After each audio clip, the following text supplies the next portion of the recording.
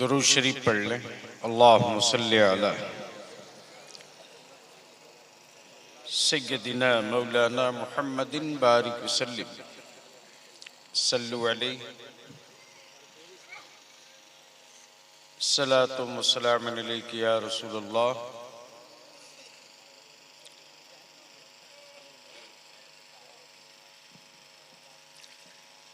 सबसे पहले मैं अपने इन नौजवानों के हौसलों को सलाम करूं। हमारे नौजवानों ने आज अपने उलमा की गुफ्तगू से और इदारे शरिया के इस तहरीक से मुतासिर होकर अपने को पहचाना है।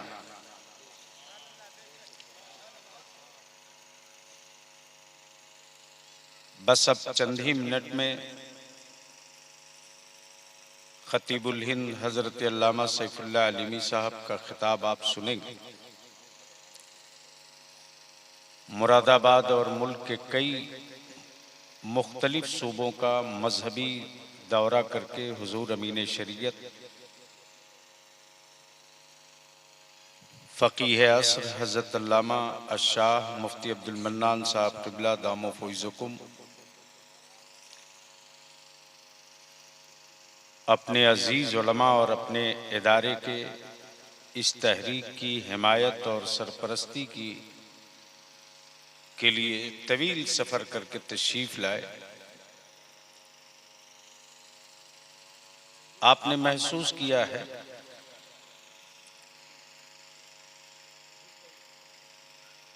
एक मिनट छोड़ दो बेटे, बाद में लिखवा लें कि आम जलसों के मुकाबले में आज की ये तारीख साज कॉन्फ्रेंस कुछ अलग दिखी। हम शुक्रगुजार हैं। मेरे पास अल्फाज नहीं है। अल्लामा सैफुल्लाह अलीमी साहब, हजरत मौलाना कारी निसार अहमद साहब, दिलबर शाही साहब, हबीबुल्लाह फैजी साहब, अलहाज दिलकश रांचवी साहब, ये बड़े मसरूफ तरीन लोग हैं। लेकिन जैसे ही ये तहरीक सामने आई, हम शुक्रगुजार हैं इदारे शरिया के काजी शरीयत हजरत अल्लामा मौलाना मुफ्ती मोहम्मद रज़ा अमजदी साहब का।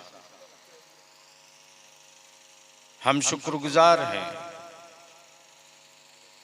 फाजिल गिरामी हजरत अल्लामा मौलाना खालिद साहब का और अपनी जमात के एक आलिम का। जितना ब्लॉक है मोतिहारी जिला में, हमारा हर आलिम अपनी आबादियों में, अपने इलाकों में इस तहरीक के लिए रात दिन एक किया है। यह हमारे घर की लड़ाई है, हमें अपनों से लड़ना है। यह हमारे मुआशरे की बुराई है, इस बुराई को दफन करने के लिए अपनों से लड़ना है। लेकिन अभी दो लड़ाई और मेरे सामने। एनआरसी का मसला आया, पूरे मुल्क में आग लगी। हमारे बच्चों ने हमको गालियां दी, हमारे बच्चे सड़क पर उतरे। एक उम्मीद बधी कि इसमें से लीडर पैदा होंगे, लेकिन हमारी आबादियों का फायदा किसी और ने लिया। लेकिन उस एनआरसी के खिलाफ कोई सियासी पार्टी सुप्रीम कोर्ट नहीं गई। लड़ाई मोहल्ले के चौराहों पर नहीं है, लड़ाई अदालत में। 3 तलाक का मसला आया, स्टेज से लेकर शहर और कस्बे चीख पड़े, मेरे आका की शरीयत में मुदाखलत हो रही। ये जुमला कहने में मुझे कोई खौफ नहीं है और मैं किसी हुक्मरान से मुतासिर भी नहीं हूंगा, इसलिए कि मुझे मालूम है कि अरबाब हुकूमत की नीयत क्या है और मुझे ये भी मालूम है कि एक मोमिन की जिंदगी का मकसद क्या है। उस 3 तलाक के मसले पर पूरे मुल्क में कोई तंजीम खड़ी नहीं हुई, लेकिन जब लोगों ने कहा कि एक साथ कोई 3 तलाक देगा तो तलाक नहीं होगी, लेकिन सजा 3 साल की हो जाए, आपका इदारे शरिया, आपका बलिया भी खामोश नहीं बैठा। उसके खिलाफ भी उसी सुप्रीम कोर्ट के जज के फैसले के खिलाफ फिर मैंने रिवीजन पिटीशन फाइल किया। उम्मीद है कि 2 दिसंबर को आने की बात थी लिस्टिंग पर, लेकिन यह तारीख आगे टल गई। वकील से आज बात हुई तो उन्होंने बताया कि मुमकिन है जनवरी के 15 के बाद एनआरसी और 3 तलाक दोनों का मामला आ गया। उस वक्त आपके बलियावी ने बबागे दोहल कहा था और आखिरी सांस तक कहूंगा, जिसको जो कानून बनाना है बना ले, हम भारत में अमल अपने मजहब के लिए उसी पर करेंगे जो मेरे नाबी की शरीयत है। हम किसी कानून के मोहताज नहीं, हम अपने मजहब के लिए किसी कानून के मोहताज नहीं। मुझे मालूम है कि कौन सा कानून कब बना। जो लोग आज अपनी बेटियों के हक देने की बात करते हैं जमीन में, जायदाद में, इनका कानून 2005 में बना है। 2019 में इनका कानून पार्लियामेंट से बना है कि बाप की प्रॉपर्टी में बेटी को हिस्सा मिलेगा, लेकिन मेरे नबी ने 1400 बरस पहले कानून बता दिया है कि बाप की विरासत में बेटी को भी हिस्सा मिलेगा। तकरीर हमारे उलमा की आपने समाप्त की, मेरी आंख डूब रही, आंखों में आंसू तैर रहे थे। हमारे काजी शरीयत अल्लामा डॉक्टर अमजद रजा साहब अमजद ने आपके ज़मीर को जगाने की कोशिश की। हजरत अल्लामा आसिफ इकबाल जब बयान कर रहे थे उस गांव और उस इलाके की तारीख, जब मुझको गुजरा हूं, पता किया हूं, तो मालूम ये हुआ है। मालूम है तुझे 20, 21 और 22 में तकरीबन 4500 मुसलमानों की बच्चियां या तो मुर्तद हो गई या गैरों के साथ चली गई। हम यहां खड़े हैं, हम वोट देकर हुकूमतें तो बना देते हैं, लेकिन हमारे बच्चों को हिस्सेदारी नहीं मिलती। क्या हमारे बच्चे बिल्कुल जाहिल अंगूठा छाप हैं? आखिर हम कब तक सत्ता बदलने के लिए तख्ते मश्क बनेंगे? हर मजहब के लिए कानून है। सिख लॉ है, जैन लॉ है, हिंदू लॉ है, बुद्धिस्ट लॉ है, मुस्लिम पर्सनल लॉ है। लेकिन आपने कभी नहीं सुना होगा कि हिंदू लॉ में कोई छेड़छाड़ की बात हो, सिख लॉ में कोई छेड़छाड़ की बात हो, पंजाबी बुद्धिस्ट लॉ में कोई छेड़छाड़ की बात हो। लेकिन जिसको देखो वही मेरे रसूल की शरीयत में छेड़छाड़ के लिए तलवार लिए बैठा।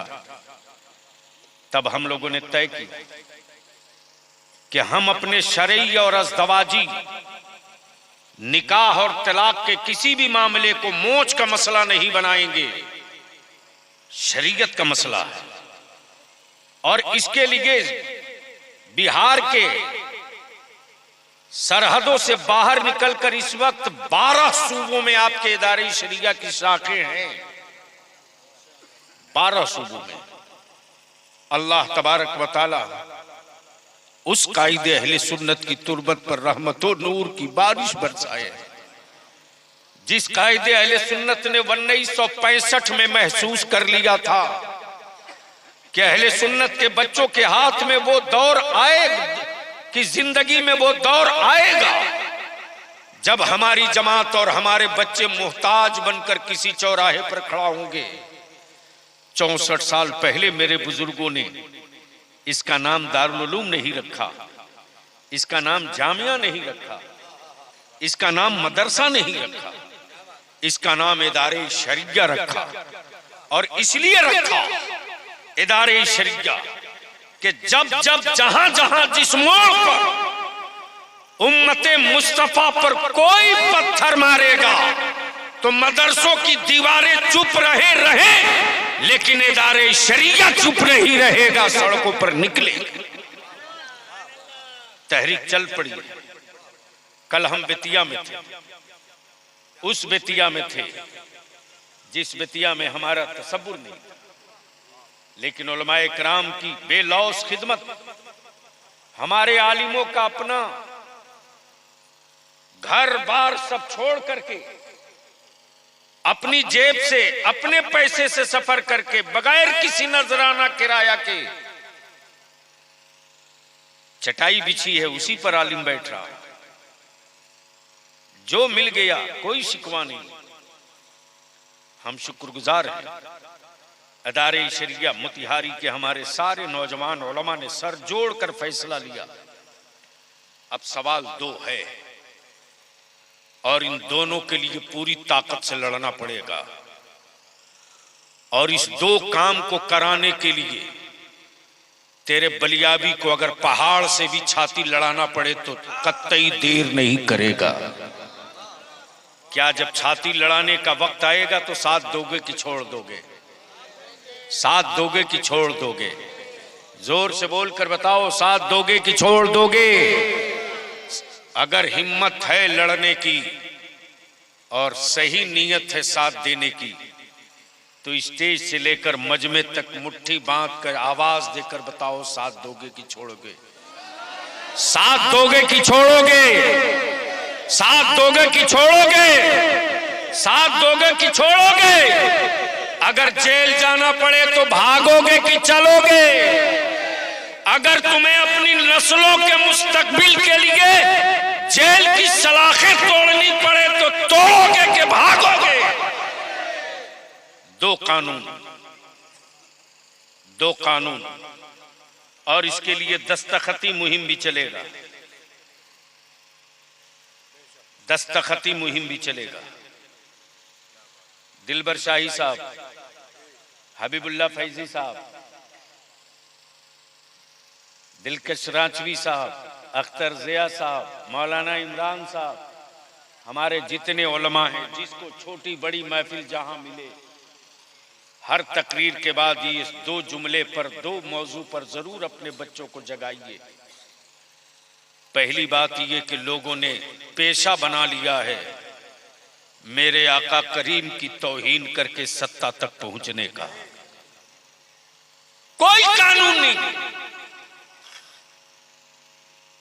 कोई क्रिमिनल एक्ट नहीं लगता। जो चाहे वो मेरे नबी की तौहीन कर दे। अभी 6 माह पहले, साल भर पहले, एक आवारा औरत ने आवाज उठाई। आपको मालूम है, कम उम्र के झारखंड में, रांची में हमारे बच्चे सड़क पर उतर गए। बगैर ऐलान के किसी सरफिरे ने फेक पोस्टर साट करके बच्चों को सड़क पर उतार दिया। हमारे बच्चों को सामने से AK-47 से मारा गया।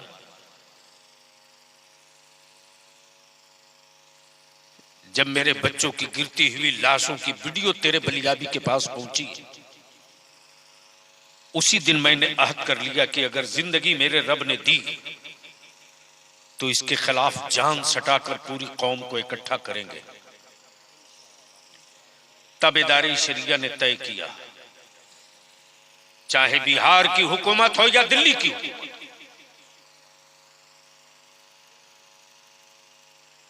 हम बगैर पानी के जिंदा रह सकते हैं,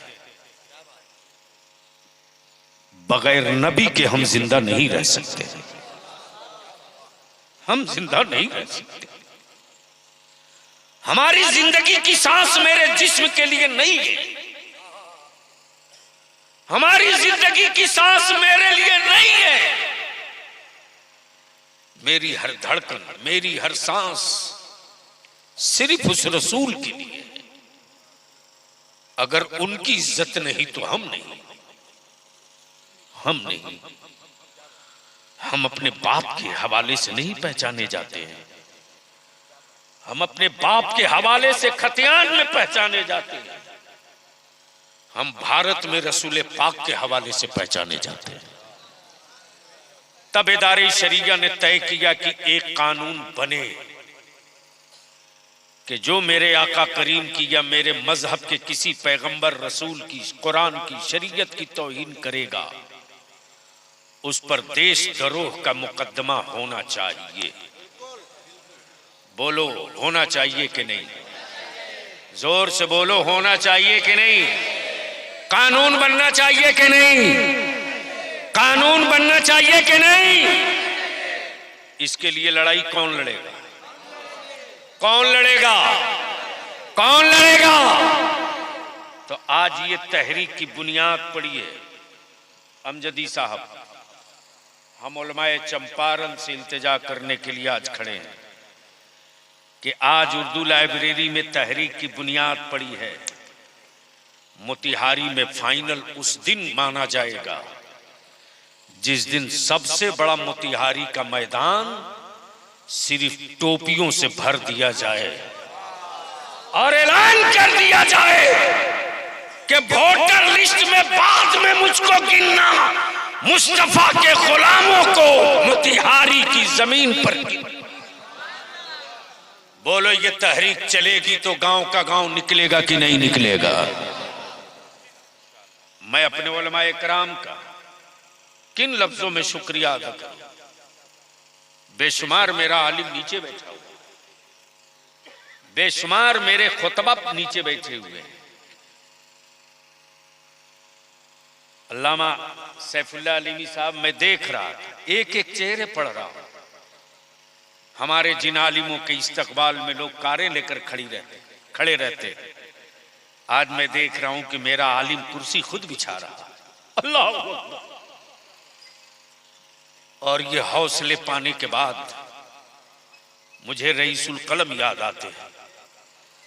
रईसुल कलम आज से 25 साल पहले जब बेदारी शरिया की तहरीक बेदारी चली थी, उस वक्त रईसुल कलम ने एक जुमला कहा था, बेटा कभी भी हिम्मत मत हारना, कभी भी हिम्मत मत हारना। इखलास के साथ दीन और मसलक और मिल्लत के नस्लों की तामीर के लिए कोशिश करते रहना। धन्ना सेठ तिजोरी बंद कर दें तो कभी अपने आप को कमजोर मत समझना। दीन अल्लाह के महबूब का है, मुहाफिजत के लिए और दस्तगीरी के लिए हाथ कहां से आ जाएंगे, इसे तुम नहीं देख पाओगे। अल्हम्दुलिल्लाह, ये सारे मेरे मुअज़्ज़ज़ उलमाए किराम हैं। एक आलिम को मैं देख रहा था, मेरा आलिम कुर्सी भी सीधी कर रहा, किसी को चाय भी पिला रहा। नौजवानों, ये बड़ी बात है। इसलिए इन्हीं चंद जुमलों के साथ आखिरी तजवीज अर्ज कर दूं।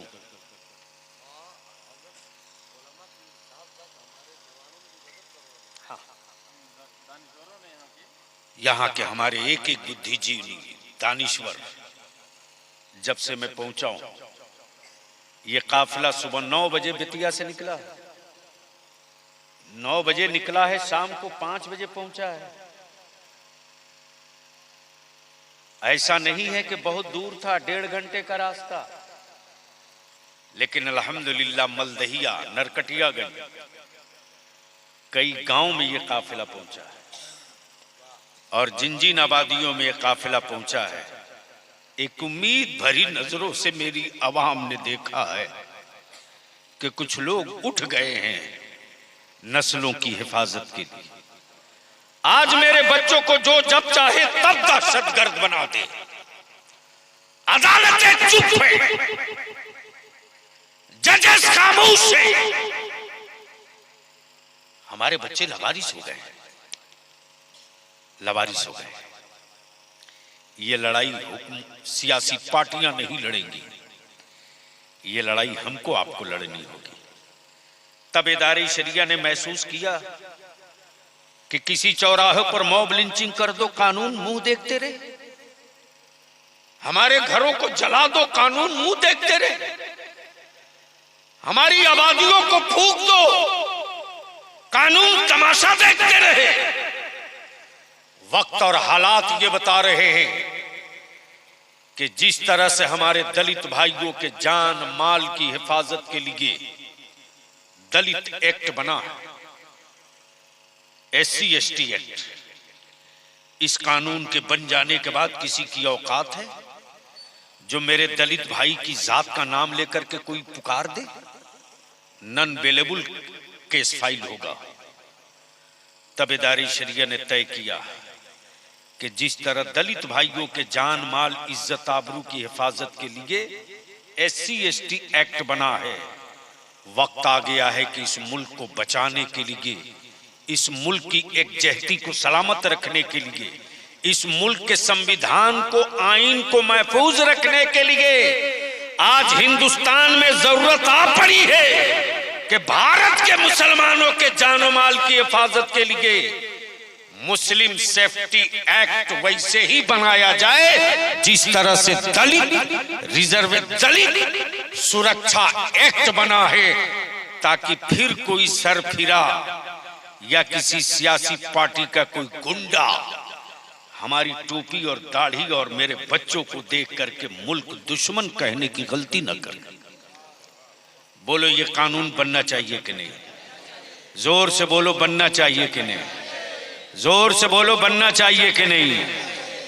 तो इसके लिए तहरीक चलेगी।